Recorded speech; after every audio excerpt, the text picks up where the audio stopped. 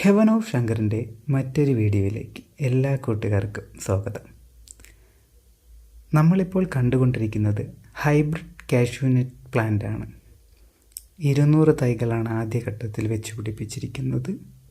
3 വർഷം കഴിയുമ്പോൾ തന്നെ നമുക്കിതിൽ നിന്നും വിളവ് ലഭിച്ചു തുടങ്ങുന്നതാണ്. ഇപ്പോൾ നമ്മൾ കാണുന്നത് 4 മാസം മുന്നേ വെച്ച് പിടിപ്പിച്ച തൈകളാണ്. തൈകൾ നടുന്നതിനും 2 ആഴ്ച മുന്നേ ഒരടി വീതിയിലും ഒരടി താഴ്ചയിലും കുഴികളെടുത്ത് കുമ്മായം വിതറിയിടുന്നു. തൈ നടുന്നതിനും തൊട്ടു മുന്നേ ജൈവവളങ്ങളായ വേപ്പിൻ പിണ്ണാക്ക്, എല്ലുപൊടി, ചാണകപ്പൊടി എന്നിവ മണ്ണിൽ ഇളക്കിയതിന് ശേഷമാണ് തൈകൾ നടുന്നത്.